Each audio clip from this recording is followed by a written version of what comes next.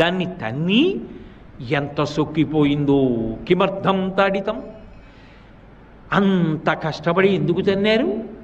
అందున కోమలేన తలాంఘ్రితం, అత్యంత కోమలంగా ఉండేటటువంటి మీ యొక్క పాదంతో ఇంత కఠినంగా ఉండేటటువంటి వజ్ర సమానమైన నా శరీరాన్ని తన్ని మీ పాదం ఎంత సొక్కిపోయిందో అని భృగు యొక్క పాదములు పట్టి ఒత్తి నిప్పెడితే చన్నీళ్లతో కడగంగా వెచ్చటి నీళ్లు తెప్పించి భృగువు పాదములు కడిగి తన శిరస్సు మీద చల్లుకుని వైకుంఠంలో ఉన్న వాళ్ళందరి శిరస్సు మీద చల్లి అహంకార కారణమైన అరికాలి కన్ను నొక్కేసి ఆయనకి ఊరట కల్పించి పంపించాడు అంటే ఎంత ఓర్పు లేకపోతే కలియుగంలో భగవంతుడు కూడా ఉద్ధరించడానికి వచ్చి నిలబడగలడు. విసిగెత్తిపోయాడు అనుకోండి, ఆయన కూడా ఉద్ధరించడానికి ఎవరుంటారు ఇక్కడ?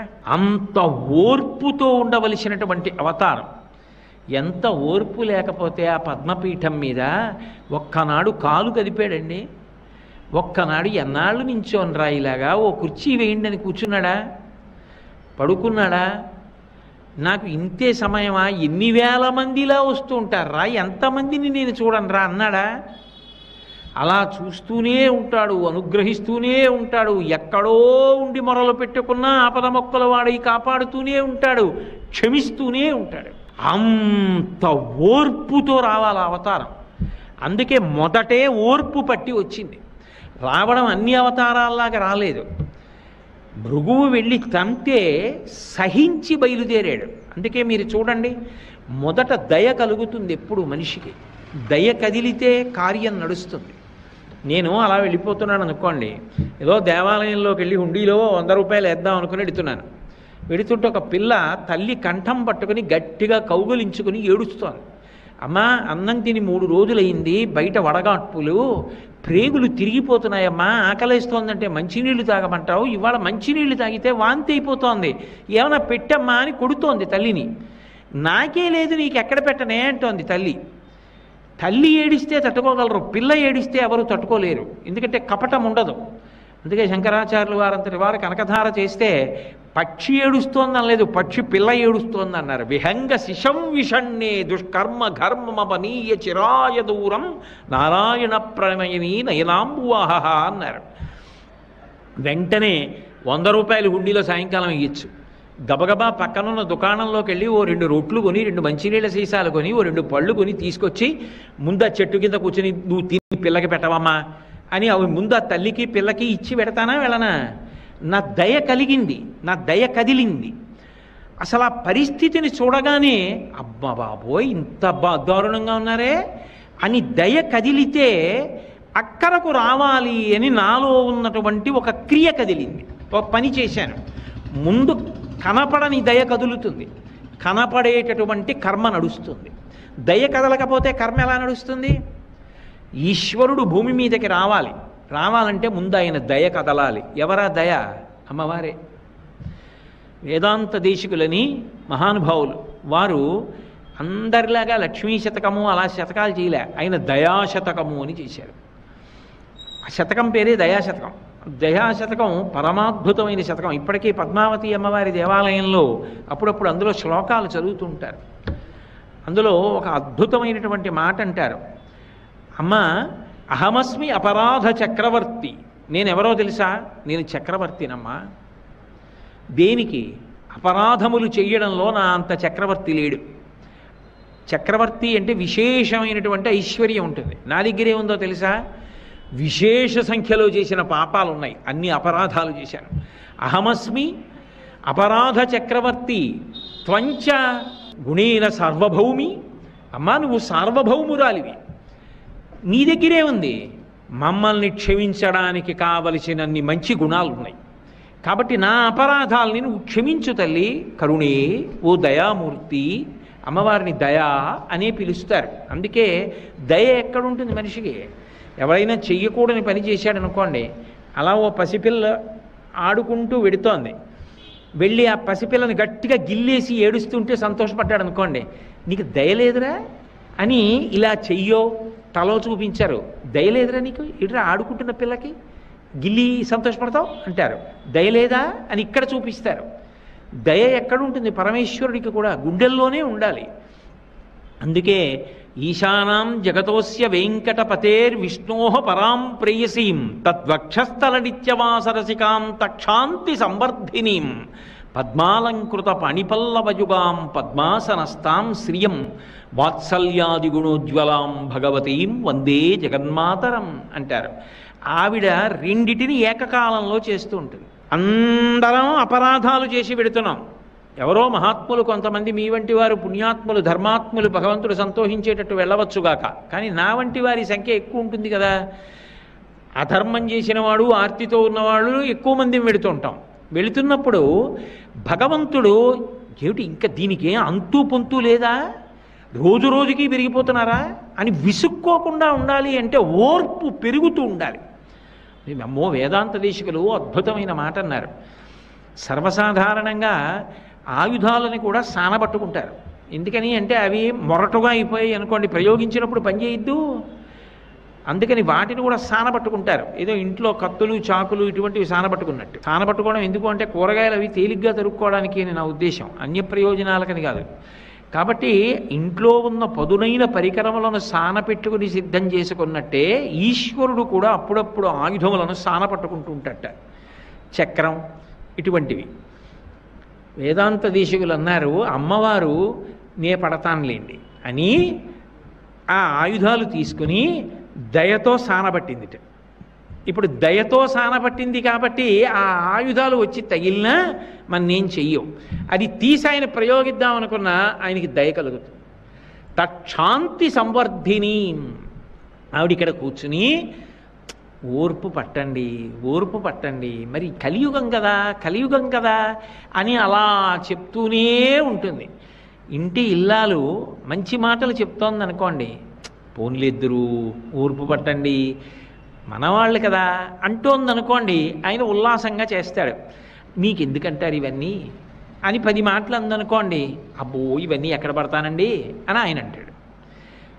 ఆమె వలన ఆయన పైకి కనపడదు, కానీ వెనక ఆవిడ ఉంటుంది. అలా తక్షాంతి సంవర్ధిని, ఆయన ఓర్పుని ఆమె పెంచుతోంది. మన పట్ల వాత్సల్యం ఈశ్వరుడు చూపిస్తున్నాడు. అప్పుడు గోవు తన కడుపున పుట్టిన దూడని మాంసాహారి కాకపోయినా మావిని నాలుకతో నాకినట్టు మన పాపములను ఈశ్వరుడు తొలగించేస్తున్నాడు, తొలగించి కాపాడుతున్నాడు.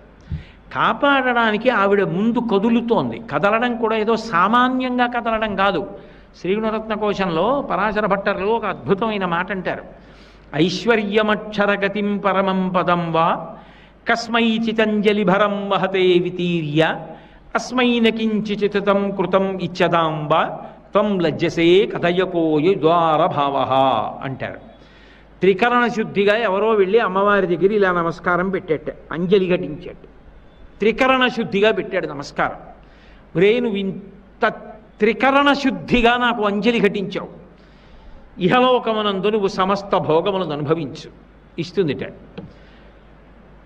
3 తరాలు చూడు దీర్ఘాయుష్మంతుణ్ణి చేస్తుందిట, ఆరోగ్యం ఇస్తుందిట, తేలికగా శరీరం నుంచి విడిపడేటట్టుగా చేస్తుందిట. బాగా అర్థం అవ్వాలి అంటే, కొద్దిగా కలిపి చెప్పాలి అంటే, శ్రీమన్నారాయణుడితో కలిసి భూమి మీదకి వచ్చి శరీరం విడిచిపెట్టేసిన తరువాత ఆ జీవుణ్ణి చెయ్యి పట్టి విమానంలోకి ఎక్కించుకుని వైకుంఠానికి తీసుకెడుతుంటే జీవుడు చుట్టూ చూసి, స్వామి మీ దర్శనమైంది, సంతోషం, మా అమ్మేది అని అడిగితే, ఒరే నువ్వు ఒకరోజు త్రికరణ శుద్ధిగా అంజలి ఘటించావు, అంజలి ఘటిస్తే నీకు ఇహలోకమునందు ఐశ్వర్యం ఇచ్చాను, 3 తరాలు ఇచ్చాను, ఆరోగ్యం ఇచ్చాను, దీర్ఘాయుర్దాయం ఇచ్చాను, తేలికగా శరీరం నుంచి విడివడిపోయే అదృష్టం ఇచ్చాను, శ్రీవైకుంఠానికి తీసుకెడుతున్నాను, ఇంతకన్నా నేను ఇంకా ఏమీ చెయ్యలేకపోయానని సిగ్గుబడి ఎర్రబడిన ముఖంతో అదిగో తెర పక్కన నించుందంట. త్వం లజ్జసే కథయకో యజుదారభావ జ్ఞానక్రియా భజన సంపత కించనోహం ఇచ్చాధికార చకనానుశయా అనభిజ్ఞ అంగాసి దేవి వ్యవయోరపి దుస్సహాని బద్ధామి మూర్ఖచరితత్తవ దుర్భరోస్మి అంటారు. ఆ తల్లి అంతటి దయాగుణంతో ప్రసన్నురాలై ఉంటుంది. అందుకని ఆమె ముందు కదలాలి. ఆమె ముందు కదిలితే ఇంత గొప్పగా కలిపురుషుడు పాడు చేస్తుంటే వాళ్ళకు అక్కరకి రావడానికి నేను ఎడుతున్నానని ఆయన కదలడానికి అవకాశం ఉంటుంది. ముందు దయ కదిలితే ఆయన కదులుతాడు. అందుకని ఆమె కొల్హాపురం వచ్చింది, ఆయన భూమి మీదకి వచ్చాడు. అంటే దయ కదిలింది అని అర్థం చేసుకోవాలి, అంతేగాని వాళ్ళు కూడా దెబ్బలాడుకున్నారండి అని పౌరాణిక భాషను జాగ్రత్తగా అన్వయం చేసుకోవాలి. అంతేగాని కథని కథగానే అర్థం చేసుకుని వాళ్ళు దెబ్బలాడుకున్నారు మేము దెబ్బలాడుకోకూడదా అన్నమాట అన్వయం చేసుకోమని కాదు. కాబట్టి ఆయన బయలుదేరి భూమి మీదకి వచ్చాడు. వచ్చినటువంటి వాడు దక్షిణ దేశంలో ఉన్నటువంటి వెంకటాచలం దగ్గరికి వచ్చి అక్కడ ఉన్నటువంటి ఒక చింత చెట్టు కింద ఉన్న పుట్టలో ఉన్నాడు. అవతార ప్రకటనం చెయ్యలేదు వెంకటేశ్వరుడిగా, అందులోనే ఉండిపోయాడు. లక్ష్మీదేవి ముందు కదిలింది, వెనక వెంకటేశ్వరుడు కదిలాడు. కారణం ఆయన యొక్క అపారమైన ఓర్పు. అయితే విచిత్రం ఏమిటంటే నిజానికి వెంకటేశ్వరావతారం ప్రకటనం అయిపోయిన సమయంలో కూడా ఎంత ఓర్పు పట్టాడంటే గొడ్డలి దెబ్బతిని అవతార ప్రకటన చేశాడు. గుండెల మీద తంతే వైకుంఠం నుంచి కదిలాడు ఓర్పు పట్టి. గొడ్డలి పెట్టి నెత్తి మీద కొడితే 7 చెట్ల ఎత్తు రక్తం పైకి లేచింది. ఎందుచేత అంటే బ్రహ్మాధేను శివోవత్సో గోపాలీ కమలాలయా అంటారు. బ్రహ్మగారు ఆవయ్యాడు, శివుడు దూడయ్యాడు. ఆ ఆవుని దూడని తీసుకొచ్చి చోళరాజుకి అమ్మడానికి ఆ ఆవుని దూడని అమ్మేటటువంటి వనితగా లక్ష్మీదేవే కొల్హాపురం నుంచి బయలుదేరి వచ్చింది. అమ్మారు. అసలు వచ్చింది ఎందుకు? ఈయన ఎక్కడున్నారని వెతుకుతున్నారు వాళ్ళు. వెతుకుతూ సమాసిజ్ఞచ్చ వాల్మీకం సమంతాత్ క్షీరధారయ, అక్కడ ఉన్నటువంటి పుట్టలో శ్రీహరిని చూసి సంతోషించి బ్రహ్మగారు పాలు వదిలిపెట్టి అభిషేకం చేస్తున్నాడు. ఈ ఆవు పాలన్నీ అక్కడ వదిలిపెట్టి ఇంటికి వెళ్ళిపోతోంది. ఆవు పాలు ఇవ్వట్లేదు, ఏం చేస్తున్నామని ఆవిడకి కోపం వచ్చి ఆ గోవులను రక్షించేటటువంటి వ్యక్తిని కొట్టించింది. ఆయనకి కోపం వచ్చి మరునాడు మాటేసి చూస్తున్నాడు. ఆ ఆవు వెళ్ళి పాలు వదిలిపెట్టేస్తోంది పుట్టలోకి. అది సాక్షాత్ శ్రీమన్నారాయణుడి మీద వదులుతోంది, అది బ్రహ్మగారు ఆ గోవు.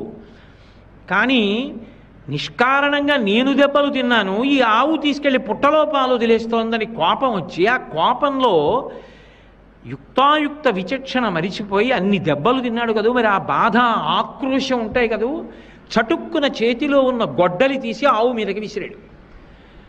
నేను ఇక్కడ ఉండగా గోవు మరణించకూడదు, నన్ను నమ్ముకున్న భక్తుడు బ్రహ్మగారు గోవు రూపంలో ఉన్నాడు, మరణించకూడదు, నేను కాపాడాలని చటుక్కున పుట్టలోంచి పైకి లేచి ఆవుకు అడ్డంగా తలపెట్టాడు. కుఠారాణాతి తీక్ష్ణేన తాడితో వెంకటేశ్వర సప్తతాళ ప్రమాణేన రక్తస్ఫూర్తిరభూస్తథా. ఆ గొడ్డలి తగలగానే 7 తాటి చెట్లంత ఎత్తు నెత్తురు పైకి లేచింది. గొడ్డలి దెబ్బతిని అవతార ప్రకటనం చేశాడు. ఎంత ఓర్పు పట్టాలి! ఎవరి కోసం పట్టాడు అంటే కలియుగం ఆయన నిర్ణయించింది. అయ్యో కలిపురుషుడి యొక్క ఉద్ధతి వలన వీళ్ళందరూ పాడైపోతారేమో, నేను అక్కడికొచ్చి కాపాడకపోతే ఎలా? అందుకని ఆయన బయలుదేరినప్పుడే ఇన్ని కష్టాలు పడి ఓర్పు చూపించాడు, నిలబడడంలో ఓర్పు చూపించాడు, రాత్రింబవళ్ళు అలాగే ఉండిపోయాడు. అందుకే మహాభారతంలో ఉద్యోగ పర్వంలో విదురుడు రాత్రివేళ ధృతరాష్ట్రుడితో మాట్లాడుతూ విదురు నీతి అని కొన్ని మంచి మాటలు చెప్తాడు. చెప్తూ ఓ మాట అంటాడు, క్షమించువానికని చాలమి పెట్టెదరు అయినంతలపన్ అనూన క్షమయ మెరయు తొలవు ఉత్తమ రూపంబు కోరువారు దల్తురుదానిన్ అంటాడు. ఉన్న రూపం ఇంకా అందంగా ఉండాలి అంటే మంచి మంచి భూషణములు పెట్టుకుంటారు. అసలు పైకి కనపడనటువంటి భూషణములలో గొప్ప భూషణం ఏది అంటే ఓర్పు. ఆ ఓర్పు పట్టడం అన్నది ప్రయత్నపూర్వకంగా ఎవరు నేర్చుకుంటారు అంటే ఉత్తమమైన రూపం అంటే మంచి కీర్తి పొందాలనుకున్నవాడు ఓర్పు పట్టడం నేర్చుకోవాలి. రామాయణం బాలకాండలో కుశనాభోపాఖ్యానంలో వాల్మీకి మహర్షి అంటారు, అసలు క్షమాదానం, క్షమా యజ్ఞ, క్షమా సత్యం హి పుత్రికా, క్షమా ధర్మ, క్షమా సత్య, క్షమయావిష్టితంజ. ఓర్పు పట్టడమే సత్యం, ఓర్పే దైవం, ఓర్పే సమస్తం.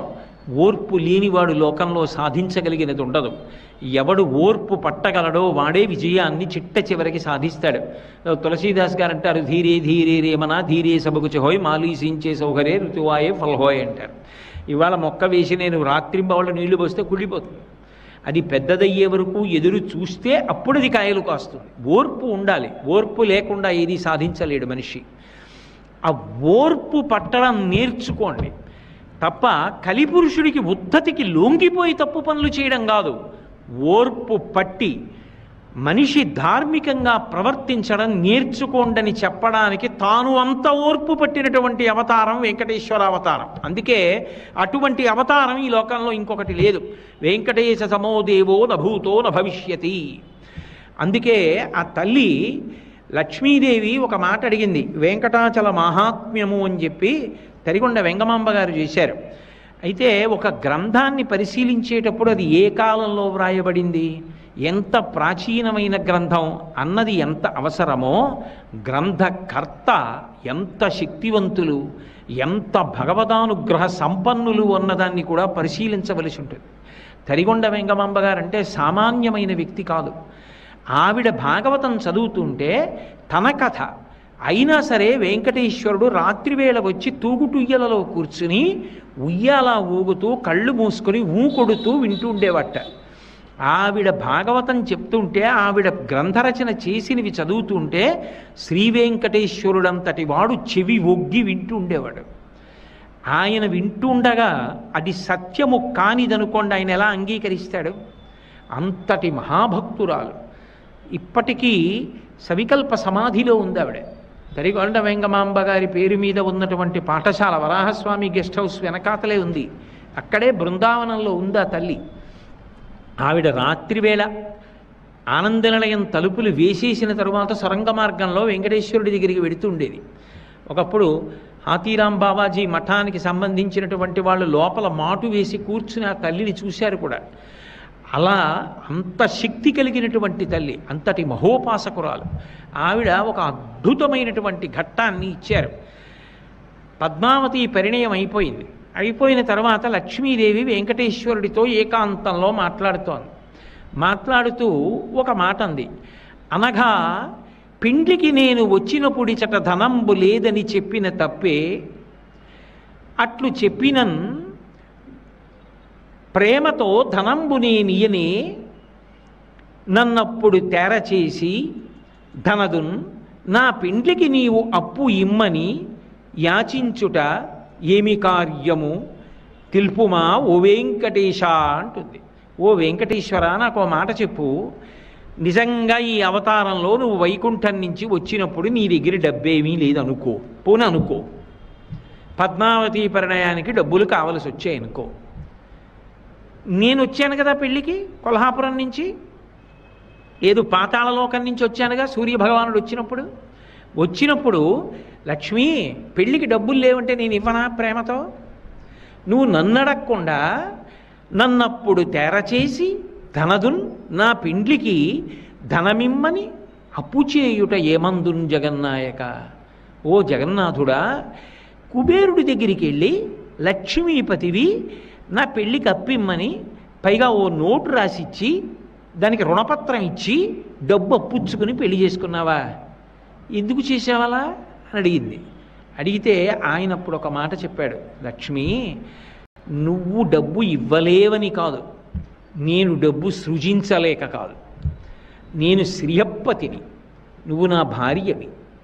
ధనము లేక కాదు అప్పు చేసింది, అది మిష. నిజానికి నేను ఎందుకున్నానో తెలుసా? కలియుగంలో ఇక్కడే. దానికి ఒక కారణం ఉంది. శ్రీవైకుంఠ విరక్తాయ స్వామి పుష్కరిణీతటే రమయా రమమాణాయ వెంకటేశాయ మంగళం. శ్రీవైకుంఠం మీద విరక్తి పుట్టింది. కారణం భోగాలు తక్కువై కాదు. అయ్యో, ఈ యుగంలో కలిపురుషుడి ఉద్ధతి వలన ప్రజలందరూ ఇంత బాధపడుతున్నారు. బాధపడుతుంటే వాళ్ళని కాపాడడానికి నేను అక్కడ ఉండకుండా ఇక్కడ కూర్చుని ఏం చేస్తాను? వాళ్ళకి ఊరట కలగాలంటే అంతటా ఉన్నానన్నది సత్యమే, కానీ నేను ఒక రూపంతో వాళ్ళకి ఎదురుగుండా కనపడితే వాళ్ళకి ఊరట. అందుకని నేను అక్కడ ఉండాలి. అక్కడ ఉండడం కోసమని నేను వెళ్ళాలి. అందుకని నేను ఇక్కడే ఉంటాను, నేను రాను. కారణం ఏమిటో చెప్పమంటావా? కలియుగంబున ప్రజలు పాపకర్మంబులనరించి రోగాది తాపత్రయముల్ కలుగగా వెరచి తత్కాలంబునందు నన్ను పేర్కొనుచు పలు మొరల్ పెట్టినప్పుడు వచ్చువారి ఆపదల తీర్చి వారి బ్రోవక ఊరకుండుట నాకు నీతి కాదు. పాపంబుపై ఆకర్షణంబు చేసి వచ్చు ఆపదల తీర్చి ధనము ఈ కొండపైకి రప్పించి నిస్పృహుండనగుచు అజ్ఞులైన జనులకిప్పింతు నచలమతిని. ఎందుకుంటానో తెలుసా? ఇక్కడ ఈ తిరుమల క్షేత్రంలో ఈ ఆనంద నిలయంలో నేను ఎందుకు ఉండిపోయానో తెలుసా లక్ష్మి? ఎందుకు అప్పు తీసుకున్నానో తెలుసా? ఎందుకు వడ్డీ కడుతున్నానో తెలుసా? కలిపురుషుడి యొక్క ఉద్ధతి వలన అనేకమైన పాపములు చేస్తారు ప్రజలు. ఆ పాపములు చిన్న చిన్నవైతే వాళ్ళ కార్యక్రమాలను ఇబ్బంది పెట్టనటువంటి చిన్న చిన్న రోగములుగా పోతుంటాయి. కానీ అసలు పెద్ద పెద్ద పాపములైతే ఏం చేస్తాయంటే ఏ కార్యమును చేయడానికి శక్తి లేని స్థితిలో ఆ పాపము బాధ పెడుతుంది. పైగా ధనం విశేషంగా క్షయమైపోతుంది. గొప్ప బాధని శరీరంలో పొందుతూ ఉంటాడు. దానివలన ఎన్ని ఉన్నా మనశ్శాంతి ఉండదు. అటువంటి రోగముల చేత బాధపడుతూ ఉంటారు. కలియుగంబున ప్రజలు పాపకర్మంబులనరించి రోగాది తాపత్రయములు కలుగగా విరచిత కాలంబునందు నన్ను పేర్కొనుచు పలు మొరల్ పెట్టునప్పుడు ఆ రోగాలు కలిగి విశేషమైన బాధలు కలిగి అప్పుడు బాధ ఒక్కడే అనుభవించలేడు. అప్పుడు ఏం చేస్తాడంటే నన్ను తలుచుకుంటాడు. ఏడుకొండలవాడ వెంకటరమణ ఆపద ముక్కలవాడ అనాథరక్షక నన్ను కాపాడవయా స్వామి, నిలువు దోపిడీ ఇస్తానంటాడు. ధనము ఈ కొండపైకి రప్పించి నిస్పృహుండనగుచు అజ్ఞులైన జనులకిప్పింతు నచలమతిని. ఎందుకుంటానో తెలుసా? ఇక్కడ ఈ తిరుమల క్షేత్రంలో ఈ ఆనంద నిలయంలో నేను ఎందుకు ఉండిపోయానో తెలుసా లక్ష్మి? ఎందుకు అప్పు తీసుకున్నానో తెలుసా? ఎందుకు వడ్డీ కడుతున్నానో తెలుసా? కలిపురుషుడి యొక్క ఉద్ధతి వలన అనేకమైన పాపములు చేస్తారు ప్రజలు. ఆ పాపములు చిన్న చిన్నవైతే వాళ్ళ కార్యక్రమాలను ఇబ్బంది పెట్టనటువంటి చిన్న చిన్న రోగములుగా పోతుంటాయి. కానీ అసలు పెద్ద పెద్ద పాపములైతే ఏం చేస్తాయంటే ఏ కార్యమును చేయడానికి శక్తి లేని స్థితిలో ఆ పాపము బాధ పెడుతుంది. పైగా ధనం విశేషంగా క్షయమైపోతుంది. గొప్ప బాధని శరీరంలో పొందుతూ ఉంటాడు. దానివలన ఎన్ని ఉన్నా మనశ్శాంతి ఉండదు. అటువంటి రోగముల చేత బాధపడుతూ ఉంటారు. కలియుగంబున ప్రజలు పాపకర్మంబులనరించి రోగాది తాపత్రయములు కలుగగా విరచిత కాలంబునందు నన్ను పేర్కొనుచు పలు మొరల్ పెట్టునప్పుడు ఆ రోగాలు కలిగి విశేషమైన బాధలు కలిగి అప్పుడు బాధ ఒక్కడే అనుభవించలేడు. అప్పుడు ఏం చేస్తాడంటే నన్ను తలుచుకుంటాడు. ఏడుకొండలవాడ వెంకటరమణ ఆపద ముక్కలవాడ అనాథరక్షక నన్ను కాపాడవయా స్వామి, నిలువు దోపిడీ ఇస్తానంటాడు. నేను వింటాను. విని నేను ఇక్కడ లేకపోతే ఎలా? విని వాని పాపంబు ద్రవ్యంబుకై ఆకర్షణంబు చేసి వాడు చేసిన పాపాన్ని ద్రవ్యము మీదకే ఆకర్షణ చేస్తాను. అందుకే ఈ యుగంలో ఈ దేవాలయంలో హుండీ ప్రధానమైపోతుంది. ఒక్కొక్క చోట ఒక్కొక్కటి ప్రధానం. గురువాయూరు వెళ్ళారనుకోండి నారాయణీయం పారాయణ చేస్తారు. పళని వెళ్ళారనుకోండి కావడ పట్టుకుంటారు. వైకోం వెళ్ళారనుకోండి మహాదేవుడికి విందులు చేస్తారు. ఒక్కొక్క క్షేత్రానికి వెళ్ళినప్పుడు ఒక్కొక్కటి చేస్తారు. ఏదో రామేశ్వరం వెళ్ళారనుకోండి ఆ కాశీ నుంచి తీసుకొచ్చినటువంటి గంగతో రామేశ్వరుడికి అభిషేకం చేస్తారు. ప్రయాగ వెళ్ళారనుకోండి ఇక్కడి నుంచి పట్టుకెళ్ళినటువంటి ఇసుక అక్కడ గంగలో కలుపుతారు. ఇలా సముద్ర జలాల్ని తీసుకెళ్ళి కలుపుతూ ఉంటారు. ఇలా ఒక్కొక్క చోటుకి వెళ్ళినప్పుడు ఒక్కొక్కటి చేస్తూ ఉంటారు. త్రిపెట్రియార్ అనే క్షేత్రం ఉంది, అక్కడికి వెళ్ళారనుకోండి రామాలయం తుపాకీ పేలుస్తారు ఒకసారి. ఒక్కొక్క క్షేత్రంలో ఒక్కొక్క పని చేస్తారు. ఈ క్షేత్రంలో ధనాన్ని హుండీలో వేయడం ప్రధానం అవుతుంది. ఎందుకు అవుతుందో తెలుసా? వారి పాపంబు ద్రవ్యంబుపైకి ఆకర్షణంబు చేసి ఎన్ని పాపాలు చేశాడో అంత పెద్ద మొక్కుతాడు. స్వామి నిలువు దోపిడీ ఇచ్చేస్తానంటాడు. అని ఆ డబ్బంతా వాడి పాపం మీగా మారిపోయి ఆ పాపాన్ని డబ్బు మీదకి ఆకర్షణ చేస్తాను.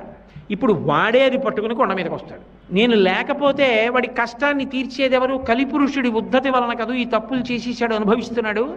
వచ్చు ఆపదల తీర్చి అప్పుడు వాడు రక్షించుకోలేడు. ఆ ఆపద నేను తీరుస్తాను, తీర్చి వాడిని కాపాడతాను. వాడే ఆ డబ్బు పట్టుకుని కొండ మీదకి వస్తాడు. అది ఏమిటి? తత్పాపరూపమైనట్టి ధనము. ఆ పాపరూపమైన ధనం మీద నాకు అనురక్తి ఉండదు. వాడు తీసుకొచ్చి హుండీలో వేసేస్తుంటారు. నిస్పృహుండనగొచ్చు. ఇన్ని కోట్లు నాకేం సంతోషం ఉండదు. అది చూసి నేనేం మురిసిపోను. లోకంలో అందరూ నేను డబ్బున్నవాడిని అనొచ్చు, కానీ నాకు పరమ అసహ్యం వేస్తుంది చూసి. నిస్పృహుండనగొచ్చు. నేను చెప్పట్లా, తరిగొండ వేంగమాంబ గారు చెప్పిన మాట వెంకటాచల మహాత్మ్యంలో. నిస్పృహుండనగొచ్చు ఆజ్ఞులైన జనులకి పింతు నచలమతిని.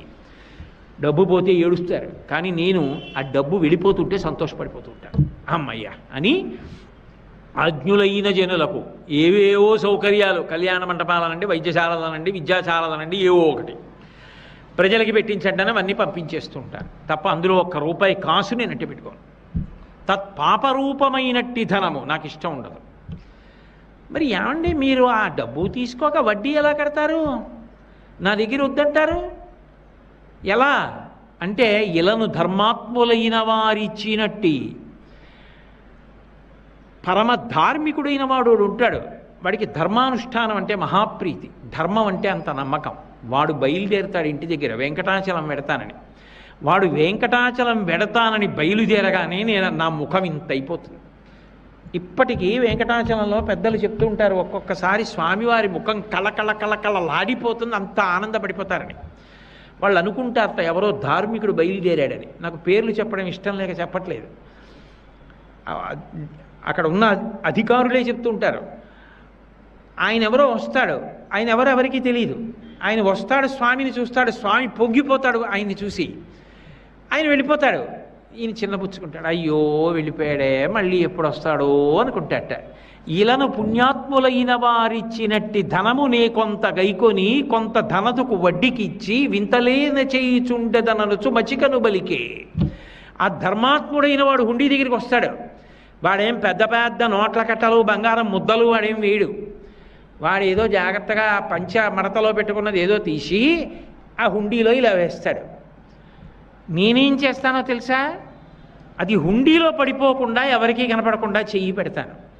పెట్టి ఆ పడుతున్న దాన్ని నేను పట్టుకుంటాను, అది తీసుకుంటాను. ఇలను పుణ్యాత్ములైన వారిచ్చినట్టి ధనమునే కొంత కైకొని కొంత ధనతుకు వడ్డీకి ఇచ్చి ఆ తెచ్చి ఆ డబ్బు దాస్తాను.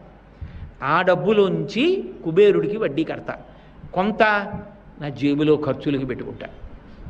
యుగధర్మం. ఆయన కూడా యుగధర్మం పాటిస్తూ ఉంటాడు. అందుకని నేను మీకు ఎన్నో చోట్ల చూపిస్తే ఆయన యుగధర్మం పాటించడం ఎంత గొప్పగా పాటిస్తాడో. కాబట్టి కొంత ధనతుకిచ్చి కొంత ధనతుకు వడ్డీకిచ్చి నేను వింతలీల చేయుచుండెదననుచు మచ్చికను బలికే.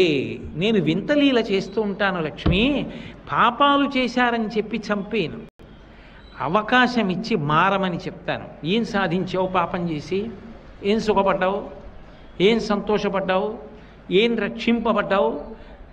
నన్ను నమ్ముకుని బ్రతికితే ఏటీఎం కౌంటర్లో కూడా డబ్బులు ఉండకపోవచ్చేమో, ఏటీఎం కౌంటర్లో కూడా నీకు డబ్బున్నా నీకు కావలసినంత డబ్బు ఇవ్వకపోవచ్చేమో. నన్ను నమ్ముకున్నవాడు మాత్రం చెడిపోవడం అన్నమాట ఉండదు కదా. నేను కాపాడతాను కదా.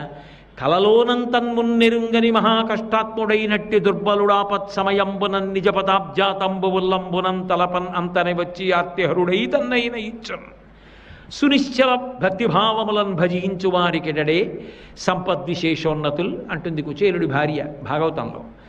కలలో కూడా ఆయన పేరెత్తనటువంటి వాడు పిలిచినా కూడా ఆపదముక్కల వాడై పరిగెత్తుకొచ్చి రక్షిస్తుంటే ఆయన ఎందు భక్తితో ప్రవర్తించినటువంటి వాడిని చూసి ఆయన ఎంత ఆనందపడిపోతాడు. ఆయన రక్ష ఉండగా నిన్ను ఏది పాడు చేస్తుంది? ఎందుకు ధర్మాన్ని వదిలిపెట్టి అవన్నీ పట్టుకు తిరుగుతావు చెప్పు? ఇప్పటికైనా మారు అంతే తప్ప మళ్ళీ ఇప్పుడేదో రక్షించాలని మళ్ళీ వెళ్ళి మళ్ళీ ఆ ధర్మం పట్టు కూర్చోకు. జీవితంలో మారడం నేర్చుకో, నన్ను తెలుసుకో, నన్ను పట్టుకో అని వాడికి ఉపదేశం చేస్తాను. వాడి బుద్ధి మార్చడానికి ప్రయత్నిస్తాను, తల తీసేయను, తలలో మార్పు తేవడానికి ప్రయత్నిస్తాను. నేను ఇక్కడ ఉండకపోతే వాడికి ఆ ఊరట ఎలా వస్తుంది? ఆ ఊరట కల్పించడం కోసం నేను ఇక్కడ కూర్చుంటున్నాను. కలిబాధమాన్ప తిరుమల కలియుగ వైకుంఠమనగ గైసేసిన మీ సలలిత కరుణాహృదయము కలలోనను మరువరాదు కంజదలాక్ష అంటారు. కలిబాధమాన్ తీర్చడానికి ఆయన వైకుంఠం నుంచి బయలుదేరి వచ్చి సర్వ సుఖములను అనుభవించవలసిన వాడు అంత కష్టపడి అలా నిలబడి అలాగే ఉండిపోయాడు. ఉండిపోయి నేనున్నాను అని కాపాడి ఎక్కడో ఎవడో పాపం చేసి ఆర్తి పొందినా సరే ఈసారికి నిన్ను కాపాడుతున్నాను, వద్దురా, నా మాట వినరా, అధర్మం జోలికి వెళ్ళకరా అని మనసు మార్చడం కోసమని వైకుంఠాన్ని వదిలిపెట్టి ఇక్కడికొచ్చి పద్మపీఠం మీద నిలబడిపోయాడు. అంత దయగలిగిన అవతారం ఎక్కడుంటుంది? అంతటి కారుణ్యమూర్తి ఎక్కడుంటాడు? అందుకే వెంకటేశ్వర అవతారంతో మిగిలిన అవతారాల్ని పోల్చి మాట్లాడడానికి అవకాశం లేదు అన్నారు. వెంకటేశ సమోదేవో నభూతో నభవిష్యతి. కాపాడడం ఒక్కటే కాదు, పుణ్యం చేయడం కష్టం కదా. ఈ యుగంలో కలిపురుషుడు పుణ్యం చేయాలి అంటే పెట్టుబడి పెట్టాలి, కాసేపు వచ్చి కూర్చోవాలి, కాసేపు వినాలి, కాసేపు శ్రద్ధతో చూడాలి. ఓ ఉత్సవంలో పాల్గొనాలంటే ₹1 ఖర్చు పెట్టాలా? ఓ గంట వచ్చి కూర్చోవాలా? కొన్ని రోజులు తెల్లవారుజామున నిద్ర లేవాలా? ఇవన్నీ పెట్టుబడి. ఏమీ చెయ్యకుండా రమ్మంటే పుణ్యం ఎక్కడి నుంచి వస్తుంది? రాదు జీవుడికి. నలుగుడు పడితే పుణ్యం వస్తుంది. చెరుక్కర్రైనా నలిగితేనే తీయని రసం వస్తుంది. ఏ నలుగుడు పడకుండా రమ్మంటే ఎక్కడి నుంచి వస్తుంది? అందుకని కలియుగంలో పుణ్యకర్మల కొరకు వెచ్చించమంటే వెచ్చించరు.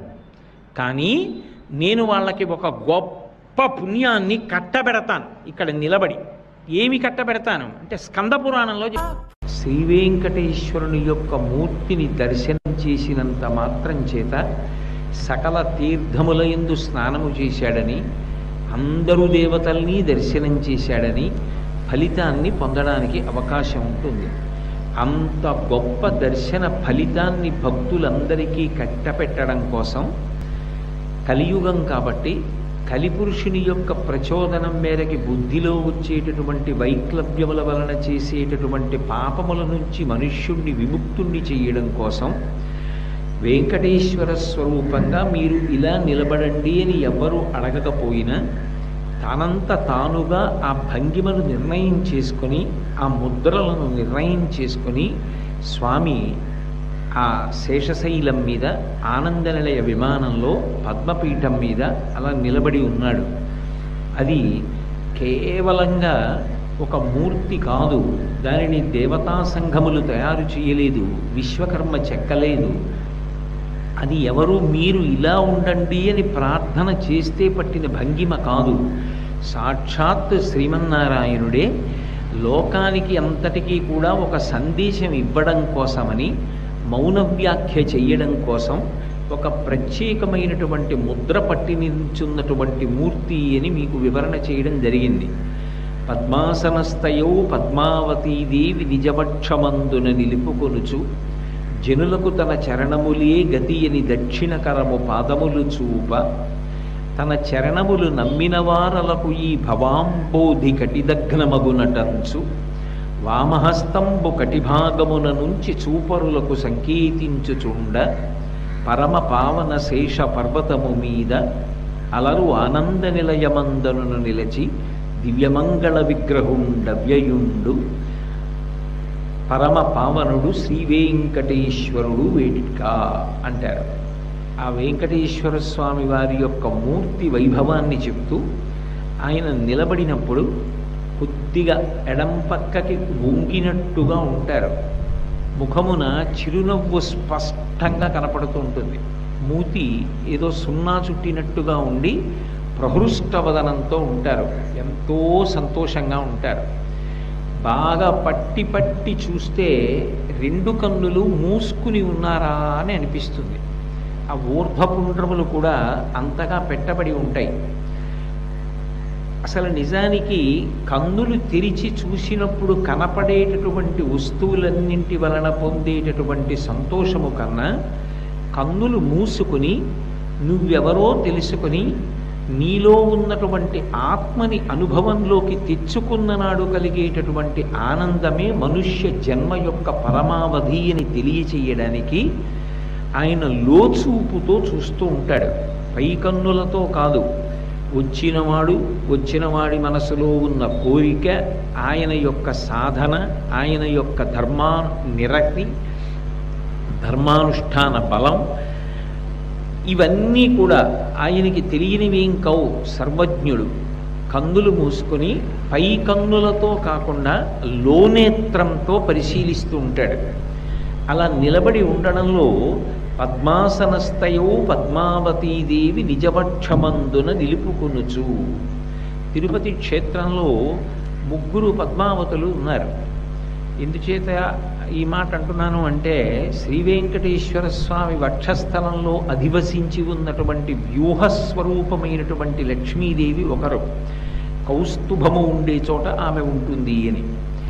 అటువంటి లక్ష్మీదేవి ఒకరైతే, ఒకానొకప్పుడు త్రేతాయుగంలో వేదవతికి ఇచ్చినటువంటి వరాన్ని పూర్తి చేయడం కోసం పరమాత్మ సంకల్పం చేస్తే, ఆకాశరాజు నారాయణవనంలో భూమిని దున్నుతున్నప్పుడు ఒక మందసం లభించి ఆ పెట్టెని విప్పి చూసినప్పుడు ఆ పద్మాలలో పడుకుని అయోనిజగా తనంత తానుగా ఆవిర్భవించినటువంటి పద్మావతి ఒకరు. ఆమెని పరిణయం చేసుకున్నాడు. అందుకని పద్మావతి పరిణయమై ఆమె ఆయనతోటే ఉంటుంది వెంకటాచలంలో, ఆనంద నిలయంలో. కాబట్టి ఆ పద్మావతి ఆయనతో ఉంది ఒకటి. రెండవ పద్మావతి లక్ష్మీదేవి. ఎప్పుడూ ఆయనని విడిచిపెట్టకుండా ఉండేటటువంటి ఆయన శక్తి స్వరూపమైన నిత్యానపాయ